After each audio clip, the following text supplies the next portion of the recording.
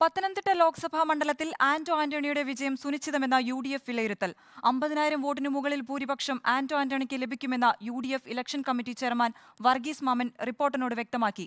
LDFന്റെ കള്ളവോട്ട് ശ്രമത്തെ പ്രതിരോധിക്കാൻ കഴിഞ്ഞതായും UDF ജില്ലാ ചെയർമാൻ കൂടിയായ വർഗീസ് മാമൻ പറഞ്ഞു.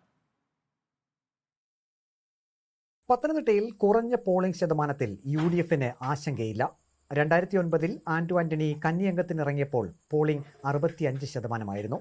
അന്ന് 1,12,000 വോട്ടിന്റെ ഭൂരിപക്ഷത്തിലാണ് ആന്റോ ആന്റണി വിജയിച്ചത്. മണ്ഡലാടിസ്ഥാനത്തിലുള്ള കണക്ക് പ്രകാരം ഇപ്രാവശ്യം ആന്റോ ആന്റണി 50,000-ന് മുകളിൽ ഭൂരിപക്ഷത്തിന് വിജയിക്കുമെന്നാണ് വിലയിരുത്തലെന്ന് UDF election committee chairman Varghese മാമൻ പറഞ്ഞു. UDFന്റെ വരുന്ന കണക്കനുസരിച്ച് ഞങ്ങളുടെ ഭൂരിപക്ഷം 1,00,000 വോട്ടിന് മുകളിൽ 50,000 വോട്ടിന് മുകളിൽ കംഫർട്ടബിൾ മെജോറിറ്റിയിൽ UDF സ്ഥാനാർത്ഥി ആന്റോ ആന്റണി വിജയിക്കുമെന്നാണ് ഞങ്ങൾക്ക് കിട്ടിയിരിക്കുന്ന കണക്ക്, മണ്ഡലാടിസ്ഥാനത്തിൽ കിട്ടിയിരിക്കുന്ന കണക്ക്.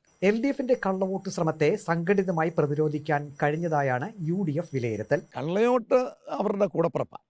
ഏതെങ്കിലും ഒരു അവസരം കിട്ടിയാൽ കള്ളവോട്ട് ചെയ്യുക എന്ന് പറയുന്നത് എല്ലാവർക്കും അറിയാവുന്ന കാര്യമാണ്, കേരളത്തിലെ പൊതുസഭ. പക്ഷെങ്കിൽ അതിനെ ശക്തമായും സംഘടിതമായും ചെയ്യുന്നത് പ്രതിരോധിക്കുവാൻ ഞങ്ങൾക്ക് കഴിഞ്ഞിട്ടുണ്ട്. അടിസ്ഥാന BJP വോട്ടുകൾ പോലും അനിൽ ആന്റണിക്ക് ലഭിക്കില്ല. കേവലം സ്ഥാനാർത്ഥി കാട്ടിക്കൂട്ടിയ ബഹളങ്ങൾ ഒഴിച്ചാൽ അടിസ്ഥാന BJP വോട്ടുകൾ പോളിംഗ് പെർസെൻറ്റേജ് ചെയ്തിട്ടില്ല എന്നുള്ളതാണ് കണക്കുകൾ തെളിയിക്കുന്നത്. 2,87,000 വോട്ട് സുരേന്ദ്രൻ പിടിച്ചപ്പോൾ 1,50,000 വോട്ടിൽ താഴെ മാത്രമേ അനിൽ ആന്റണിക്ക് പിടിക്കാൻ കഴിയുള്ളൂ. ക്രൈസ്തവ സഭാ നേതൃത്വങ്ങളുടെ പിന്തുണ ആന്റോ ആന്റണിക്ക് ലഭിച്ചുവെന്നാണ് UDF വിലയിരുത്തൽ. Reporter Praveen Purushothaman, in reporter, Pathanamthitta.